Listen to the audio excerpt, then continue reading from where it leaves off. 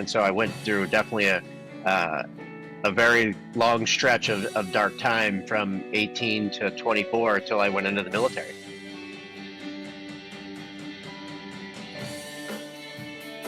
It was after 2000, after 9/11. Everybody was very patriotic. Young kids wanted to go to war and fight for their country more than ever, and I was like, put me there. And we're live today on Imagine Fitting In podcast with another special guest, Jonathan Chia. And Jonathan, welcome. Thank you for having me, Greg. And I would typically I start out, if you want to give a little summary, kind of where you put your hat these days, and then we'll get more back into the backstory and how you got here and all that. But I want to do a shout out that thank you very much for your service. Number one. Thank you. And number two, I'm in the midst of a fellow Buckeye, so OH. That's right. YOH. Okay. So, Jonathan, please, give a little, background summary about, what do you do these days? Where are you into? Yeah. So my name is Jonathan Chia. I'm a Army combat veteran of the Iraq War. I spent 15 months in combat and lost 16 of our guys, but I lost over 100 when we got back to drug overdose and suicide, including both of my best friends with a needle in their arm within 1 year of getting back. And once I got out in 2009, I moved from Washington State down to the sunny state of California and used my post 9/11 GI Bill, went back to school like a lot of us did. I was going to become a chef, and that first day of school, I saw the kids coming out, pushing barrels of food, slop on the front of them, dumping barrels out in the dumpster, and I just pictured myself starting from the bottom again. And so I quickly changed my degree and I went into digital photography and film and had a lot of success doing that. I've worked with everybody from Justin Bieber, Kim Kardashian, Kevin Hart, President of the United States. Wow. But when a lot of my friends started taking their lives, and especially in our community, a lot of our work started gravitating towards telling those type of stories. And so that took me and my partner, Tarun Raj and Benji Tucker, on a journey all around trying to find different modalities, some old, some new, Eastern, Western, new tech, old plants, and everything in between. And we've been studying all of these things, experiencing them, ushering other people for healing journeys into these type of modalities. We've been really big advocates and outspoken in our communities, advocating for these alternative modalities. I saw what taking pharmaceutical pills and doing more of things that weren't advantageous to you in your life, and I saw that a lot of those people that went down those roads aren't here with us anymore. And so over the course of the last 15 years, I got out in 2009. We have basically ramped up to build this company called Reality Center and Reality Management Technologies, where we use those old ancient principles and we combine them with new modern neuroscience to be able to simulate psychedelic experiences or a deep meditation without having to take any substances. It's very safe, it's controllable, it's low cost, and it's legal. And we opened the Reality Center, which is in Santa Monica here, right on the beach, right after COVID. When COVID happened, a lot of people were struggling with mental health, and a lot of people took to their social media, a lot of celebrities, a lot of influencers, normal people that were telling amazing stories about their mental health struggles, whether it be addiction or trauma from their past. And it really opened a lot of people up. And so we knew then, after sort of creating this technology behind the scenes for a very long time with our team, starting with one of our co-founders, Don Estes, that's sort of the godfather of biofeedback technologies, frequency-based technologies, and he's been doing it for a really long time. But it stayed in a very small group of people the longevity people, what I called sort of the billionaires boys club, the Tony Robbinses, the people that had the money, the people that were looking for these type of things. They've had these things for a very long time, improving their lives. And when we sort of came into the picture 10 years ago and started studying these technologies and sort of reconfiguring them for a modern application, um, we noticed how powerful they were. And as we were on our own journeys, and especially our plant medicine journeys, um, we noticed the similarities of the results. And so we started running a long time ago, our own friends and family, our veteran buddies, sort of testing this. Me and Tarun had a condo together in Koreatown, and we had one of our beds in there for a really long time before we even, 5, 6 years before we even ran one person for profit Mm. through the Reality Center. And so after the mental health crisis of COVID, we opened up Reality Center. We found an amazing, beautiful space, some amazing people that let us put our roots there. And we started opening the center up, putting our technology in there. We have a bunch of different rooms, different modalities, and sort of trying to figure it out. And we initially opened it up just for our friends and family, sort of like a biohackers lab that we were just having fun at. Then a lot of serious people started coming in, a lot of investors, a lot of biohacking people, a lot of scientists, a lot of doctors, and they were like, "You guys need to open this up to the public."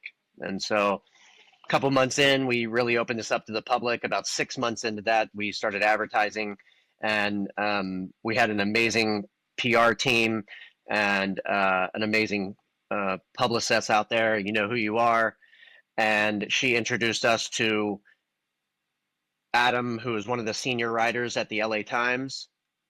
Was there for like Wonderful. 25 years, and he came in for an experience and wrote an article about us. And at 3 o'clock, and we didn't know when it was going to drop. And at 3 o'clock in the morning, my phone just started blowing up with bookings, and our sort of our pricing goes from $59 to $299, and Adam experienced the $249 flagship device, the Wavetable, and there was probably 80 bookings before the day started the next day at 8 a.m. from 3 o'clock till 8, till 8 a.m. in the morning. That's so wonderful. And I had no idea what happened at first. Then I realized a couple hours later, the LA Times article dropped. And after communicating with him, it was, in the lifestyle section, it was one of the most read articles, ever. And really comparing and contrasting psychedelics and plant medicine and what we do. Mm. And as in my world, a lot of my friends have experimented, tried plant medicine, use it for healing modalities as a older in their older in their age, and a lot of people haven't tried it yet. A large group of people. A lot of my friends obviously have tried it. I'm sort of jaded. I'm here in Southern California, and I grew up sort of a Dennis the Menace, experimenting with stuff, trying stuff. It definitely Sure. wasn't for healing at that time. Right, right. Well, no, I feel you, brother. And so, and so after we opened up, we started bringing in our veteran community, and it really started making a really profound impact.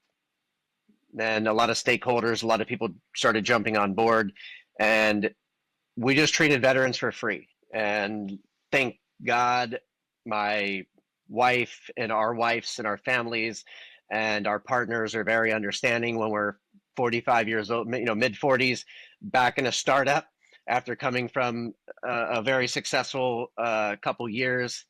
Um, Even with COVID, we owned a medical supply company, so we sold COVID testing and masks and rubber gloves. And at that time, it was really good to us, and we're very blessed and lucky. And that's what really rolled into us. The other side of things, instead of trying to stop the holes, really trying to treat people for the mental health, which is more of the long run and the bigger scope of our work that we do. Right, right. I would tell you, Jonathan, that I'll give you just a little summary on me and how we got to each other. And I'm trying to hold my enthusiastic, my optimistic, enthusiastic potential behind me right now, so we can stay focused on your interview, because there's about 8 things that you mentioned in there that are aligned kind of with what I do and what this podcast is about. So I started this podcast in memory of my late nephew. He wasn't a veteran, but he was a wonderful soul. I am a longtime fitness professional. I'm known as my moniker as the Balance Professor, thebalanceprofessor.com. And I actually launched all that and what I call my base program out in California, just right there near you. This was launched probably back in 08, 09. Of course, we know what happens when recessions hit. And so I got my tail between my legs, held on tight. And, obviously we all know the journey of the COVID experience, and, but getting back to your brothers and their challenges these days. I always say that both the American education system and our healthcare system needs a radical overhaul. And I just realized today that I am going to be really focusing my attention on elite universities, early childhood development, and addiction recovery centers for teens and young adults and adults. So that's my world. And my base program, I'm just going to give you just a little insight on it, and then we'll move on. It's dealing with the physical plane. Your body is your temple, right? And I brought it down to I'm not going to say exact science, but a functional program that really makes you forced to be present, and not just doing some breathing exercises and holding some poses, but being dynamic, right? Because our life is dynamic, right? So I applaud you for all your efforts. It sounds so fantastic. All I want to say right away is just keep on going. And there's a lot of bodies and people behind you that are supporting your efforts. So again, I can't wait to explore that further conversations with you. But I want to get back to, your fellow Buckeye, go OH. And, IO. so where were you born exactly in Ohio? So I was born in Cincinnati, Ohio, and inside Cincinnati, Ohio, there's a lot of different little cities, Sure. and uh, I forget what hospital I was born at. I think I was born at Good Sam Hospital in Cincinnati, Ohio. But I grew up in my younger childhood, I grew up in a place called Cheviot, Ohio, Oh, I've heard which of is a that. small little town. I went to a small Catholic school. We were probably the smallest one out of all the Catholic schools, St. Martin of Tours, and then left there and went to an all boys Catholic school called LaSalle. That's nationally ranked and known for sports and academics. And after my time there, I went to the military. Hmm. And Yeah, go ahead. I'm sorry. yeah, at 2024, tried the college like everybody for a couple years at Northern Kentucky University, where my dad was a collegiate volleyball coach there. He was the head coach, so got a couple years out of that. Then, when I was 18 years old, all of my friends were on their way back from. We just got back from senior trip, and we were visiting one of my cousin's house. You go to a couple different people's houses and you have parties. Sure. Yeah. Cornhole was really big in Ohio at Yeah, the right. time. So, everybody had cornhole boards in their backyard, drinking some beers and, celebrating with the family. Right. And you have a couple friends over, and we were going to a party in Indiana, which is, on the river, somebody's second home trailer down there that you party at, I gotcha. bonfire, all that kind of stuff. And we loaded up in 2 cars to leave, and I'll never forget this. Like, we were like, all right, you go in that car, you go in that car. My cousin, 3 of my best friends went in another car. Our other best friends went in another car with myself. We make it down there, I'm like waiting there for an hour for these guys. These guys never show up. Next thing you know, I hear helicopters, I hear sirens. I Oh start no. getting calls from people back home. Tragically, they were trying to turn around on this byway, and a tractor trailer, they had their left turn signal on, and as they were turning left, a tractor trailer tried to pass them on the left side of the double yellow line, Oh my God. T-boned them. All three guys flew out the back window like 100 yards, however when it went. You know, driver, and the only person that survived was the person in the passenger seat. All four of the other guys died tragically, and I was 18 years old, and we had the world in front of us, I'm so and that sorry. was I'm probably so one of the sorry. most impactful deaths that I've ever been through because you were young, you haven't experienced much death yet, but also they were your best friends and they were next to you every single day. It's not like Mm, losing mm, somebody in your family you haven't seen in a very long time and you don't have any right. relationship with. It's a little bit harder So to cry. so intimate. Oh my gosh. I'm so Yeah, sorry. very very intimate. Then you have to go through the process of seeing all of their parents and what they're going through at the time, and they want to be around us because they feel closer to them, and they're Right. having, it was very very traumatic. Then 30 days later, my son was born, and so I was in the middle of experimenting with things myself, and not Sure. knowing, dealing with addiction issue, leading into dealing with addiction issues because of that Right. That big punch to the gut at a very pivotal right. time I in my mean, life. that's just like just a tragically too well known PTSD uh just force across you at such an early young age. It's I'm so sorry. I'm sorry to hear that. And Um coming, and so, sorry not to cut you off, and then no. coming from a family already dealing with addiction issues, and you know Mm, low income, and living paycheck to paycheck, it just amplifies cascaded. everything. Right. Hmm. Um So, okay, you're at 18, but so let me ask you. You mentioned a little bit about your father and his role and where he worked. He was a volleyball coach. And what about your mom? And do you have Yeah, siblings? my mom was an RN nurse, as I was growing up, Hmm. and really amazing lady, and she was always there for me, and some of the demons that she battled in the aside from all of that, she was always an amazing, loving, caring mom. That's beautiful. I listen. I feel you. Probably describe my mom just like that, with obviously other caveats. But we just finally we lost her just last year. Oh, So sorry to hear that. yeah, I'm with you on all that. Just that that treasure. We know there's lots of blessings, right? And sometimes now, was your mother it's like a stay home mom, or did you have any? Oh, as you said, she was a registered nurse, and then Yeah, nurse, and and did that for a while. Then now is into retirement, and so works at in our hometown at one of nice. my good friends' little hometown restaurant. So they have a little bar grill, like Oh, that's really good sweet. food. They're known for their fish logs on on Ash, on the Catholic days when you have to eat, can't eat meat. Okay.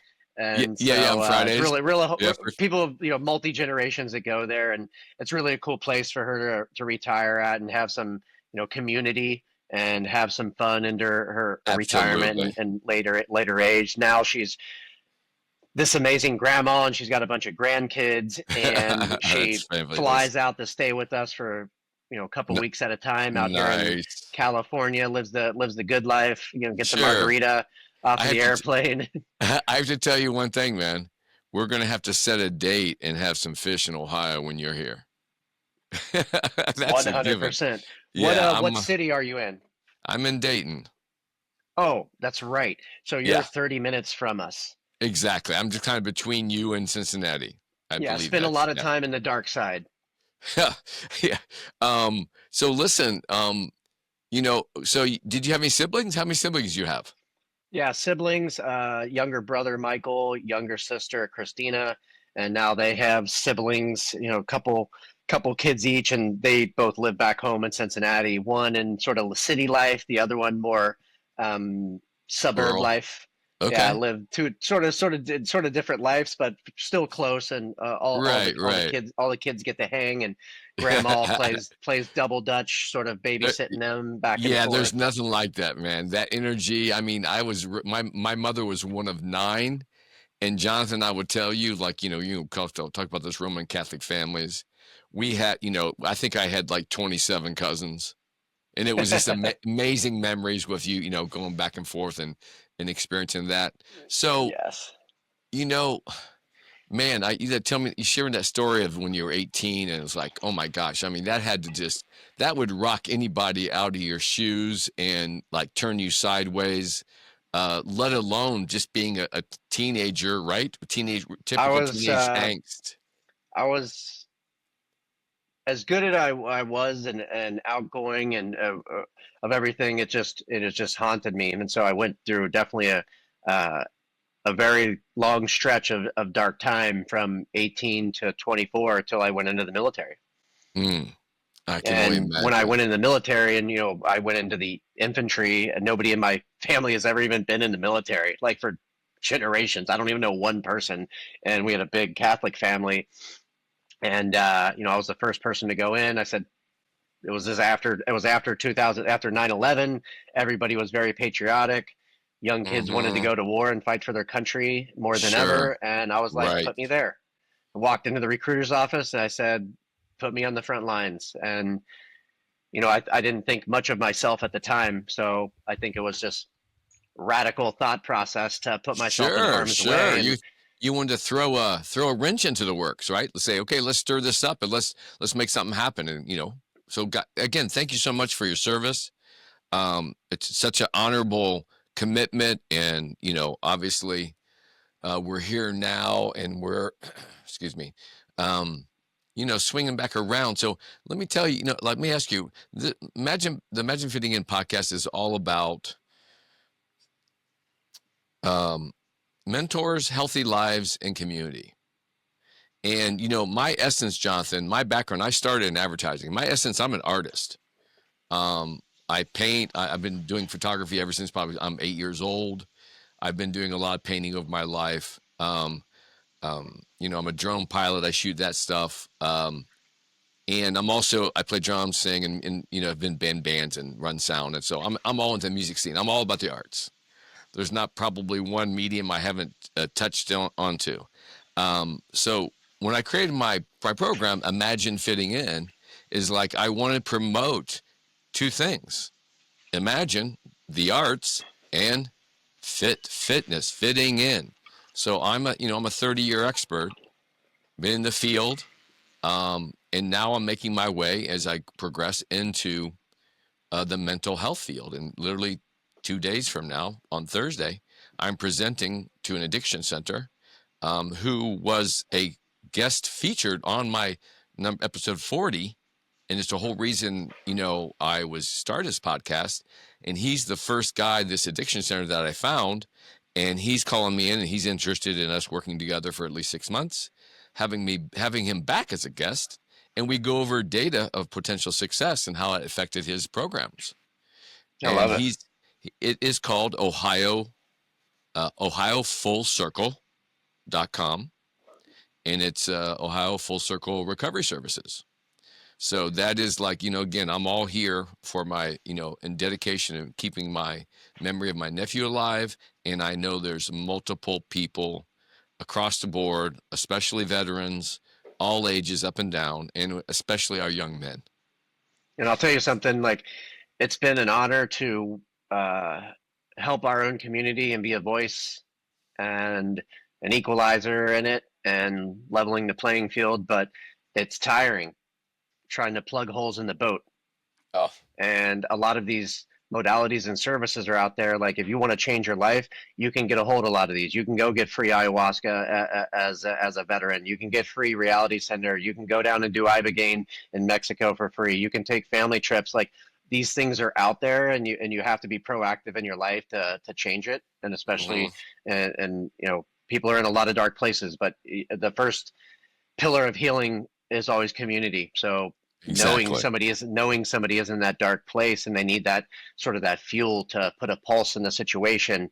And so uh, with trying to slow down the suicide in our own community, like I said, it's tiring and it's exhausting trying to plug holes in the boat. And really, our goal is shifting focus now to children and being proactive in Yes. human beings' lives and giving them these amazing tools when they're children.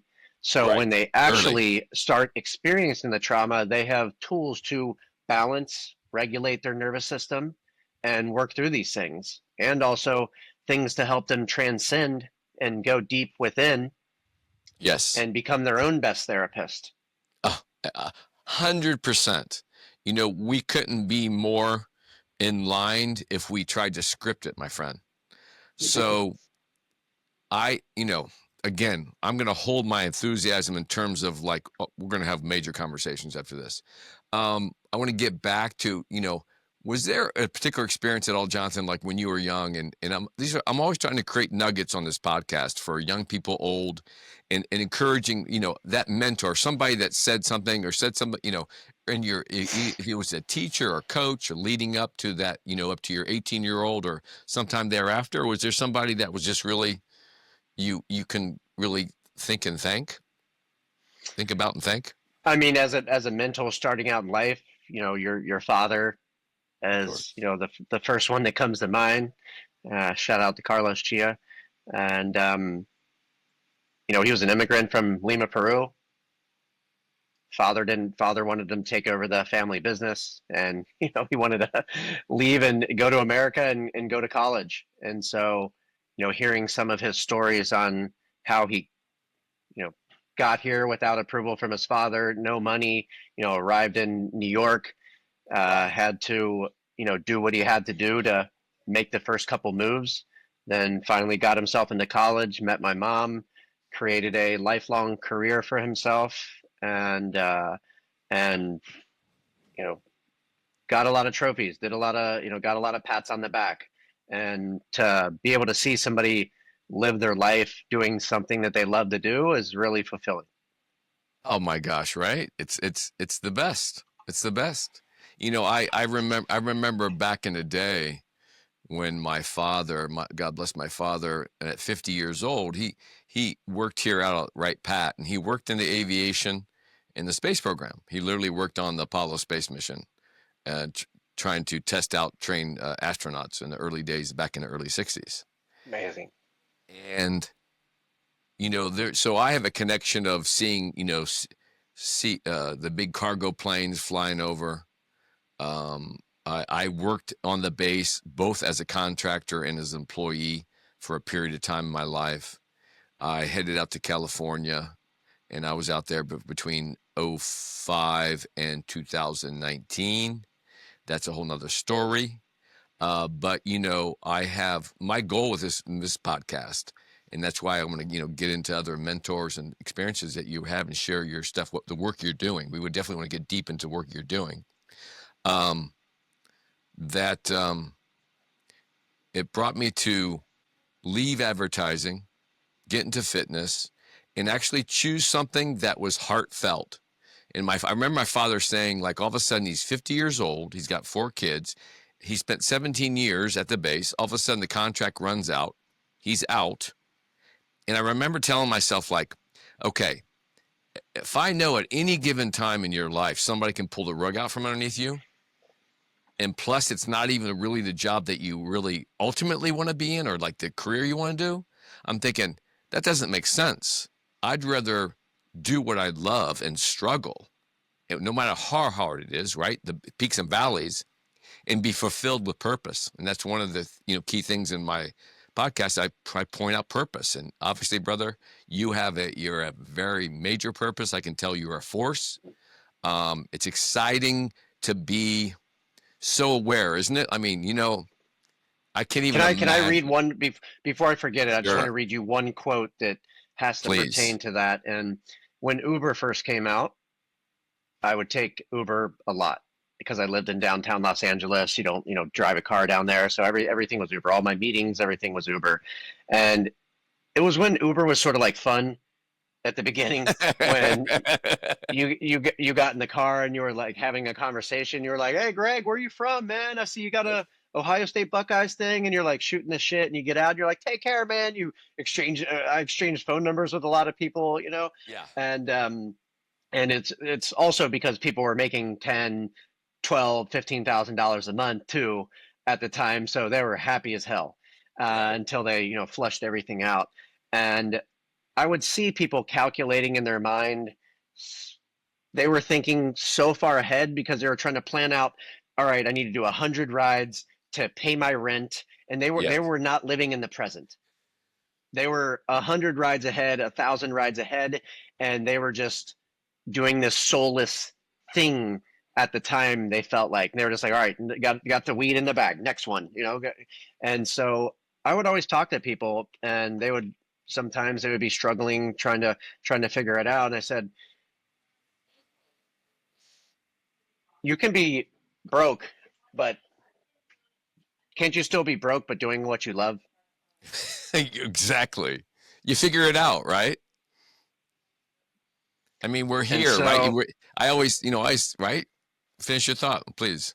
yeah, and so I would always say that to people, and they were like, you're right. I can still be living paycheck to paycheck, but doing exactly what it is that I want to do.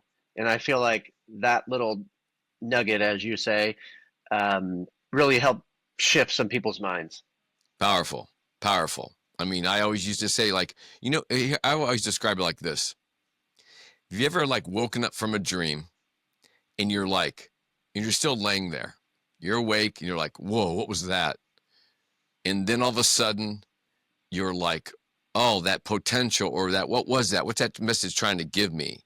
And then you're like, oh, you're laying there, maybe like, oh, I need to try to remember the good parts or the things that are powerful. Like, wow, we're gonna have to write that down. And soon as you get up out of bed, and soon as you put your feet on the floor, everything comes rushing in, right? Oh, your responsibility, who you are, what your life is, blah blah blah.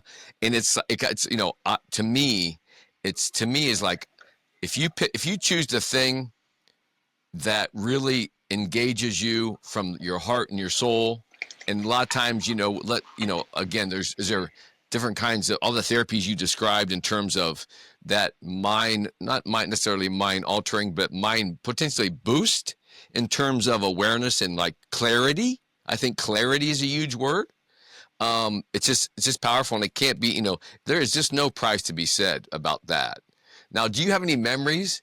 Like, do you have any memories about, I always ask everybody this, that do you have any memories when you were a kid? Like, do you have any early dreams? Like, oh, I want to be a firefighter or something like that?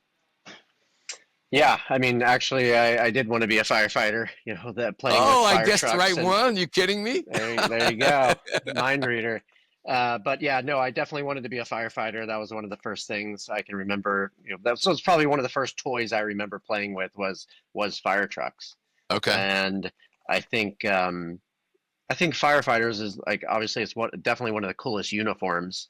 Um, I think the women like firefighters, and men want to hang out with them, and Okay. they're doing something dangerous, selfless. They're putting their life on the line. So I think it combines everything: cool Right. uniform, Yeah, absolutely. selfless service, putting your Yes. life on the line, and having this cool equipment as well.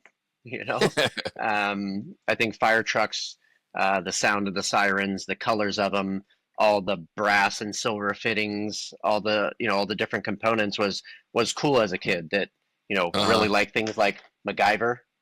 If Okay. you Yeah, yeah, yeah. remember MacGyver. Um, Well, so I have to tell you something, share something, Jonathan, because my old man, my neighbors used to call my dad. I thought, the way he talked about him, they thought he was like a little different.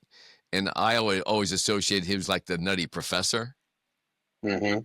And when you talk about like MacGyver, like, hey, you figure it out. You what the tools you have, you make do, right? You be creative, and you can be and do anything. and it's that originality and that determination and your resources, either, I won't even tell you how I have one of my piece of artwork back here hanging right now to keep us to put in photo, but it's all like, I did a MacGyver move this morning just to prepare for the show. So, that innovation, right? And you have to first be able to see, like that you see that rainbow and you're like, okay, that pot of gold is not my mission. Me to find that rainbow and make sure I don't lose sight of it. Because ultimately, right, we know, I'm sure at this point, dude, it's, again, I give you so much praise and you're doing amazing stuff to date. I connect on the fact that, your photography, arts, right, design, that kind of stuff that you followed, and now you're doing what you're doing and every kind of therapy that you mentioned. I just had a guest that's coming out on episode 50 talking about frequency technology, endocannabinoid system, all that kind of stuff, and all the whatever. So, again, powerful. So now you mentioned your dad. Was there any other major people or older men or people in your life before or during the military that just has like profoundly affected you? Yeah, I think a collection of a lot of my sports coaches throughout the years that, my parents were divorced. And so sometimes mom's bringing us, sometimes dad's bringing us, sometimes you go home with, other parents that are giving you a ride home. And so I think some of the coaches noticed that and uh, mentored me a little bit more than say others on the team. Right. So a lot of my baseball coaches that I can specifically think of, soccer coaches, and Wonderful. but later on in life, once I was in the military, my platoon sergeant, Sergeant Land, was a big influence in my life. He's Nice. a multi-time highly decorated war veteran, probably one of the best operational persons I know. Brought our whole battalion to Iraq and back, including all of the equipment, the personnel, and Wow. everything and comes in between that. Right. And he was a really, really powerful leader, and it was um, his style of leadership that didn't have a lot of ego in it for who he was. I mean, this guy was six Right. So, six, 275, 250, just bodybuilder, a mass of a person. And so strong, when able, and just that selfless service to the degree of like a warrior, right? Just a complete Yeah, patriotic warrior. and when a lot of times I was sort of a Dennis the Menace in the military. I didn't cut my hair. I didn't call people sir or sergeant or Uh-oh. stuff like that. Uh-oh. But in the morning when it was time to run or shoot or communicate or do any things that we're supposed to be doing, you couldn't get in front of me. Gotcha. Um, so and there was two worlds that you have to play in the military. There was like the corporate, let me wear my tie, and there was like, all right, we're in the dirt, we're fighting, and we're being Yes. warriors. And I didn't like the corpo side. I didn't take too well of it because I was an infantry guy, Yes. and so Um, paperwork meetings definitely wasn't my thing. hey, you know what? It's like that front line thing. So I am in the process of launching another company. And I understand what you're saying. There's just so much you can do and so much you're good at. And that is the art of, right, the three C's, problem solving, critical thinking, communication, and collaboration. So with those skills, those are critical for moving forward, especially in these days. But let me ask you, so you're a combat veteran, you went on to found the Reality Center. Obviously, a place that's been called a digital psychedelic lab, which I'm fascinated to learn about that. What was the moment of experience the first that planted the seed for that kind of healing work? You're really outside the box. So I applaud you, dude. You're just like me, like this crazy, all kinds of ideas. But how'd that develop? Yeah, so the original idea for our technology started and was birthed a long time ago, about 40 years ago. And I'll just go through the story really quickly to pay some homage to our partner, Don Estes. Um, Don was part of the original crew up in Berkeley synthesize an LSD 25. His best friends were, Timothy Leary, Ram Dass, all the legends and all the greats. And he was doing LSD 25 for every single day for a year of his life, wanted to live in that world. But after a year, really decided that it wasn't very sustainable for life, and was sitting on Ted Nugent's guitar amp one day, if you know who that is. Of course I do. You kidding me? The wild man. And Yep. he was playing his guitar and sitting on the amp, and he felt those those vibrations, that resonance through every bone in his body, and sort of the same similar effect, maybe a little similar effect to LSD. And from that moment on, he set out to try to create technology that would simulate a psychedelic experience without having to take anything. Wow. And, he definitely did it. And he was telling a really amazing story to me last time I was sitting with him, that he comes from a very Southern Baptist family, hardened and sort of drilled into him. And his father passed away, and he built this first piece of technology.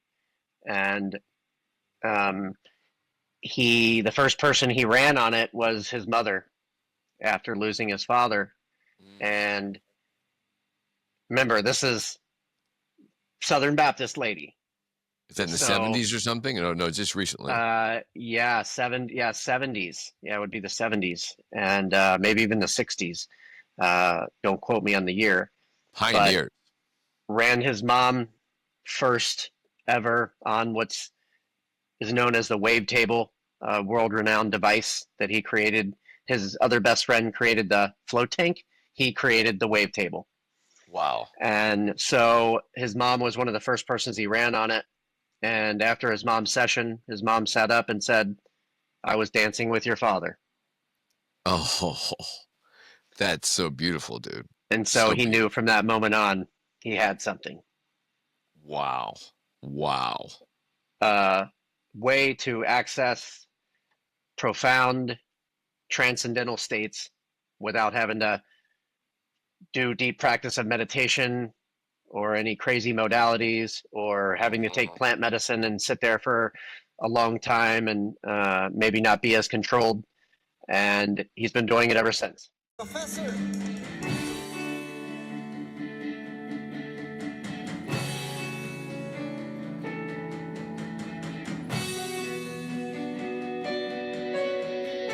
Professor.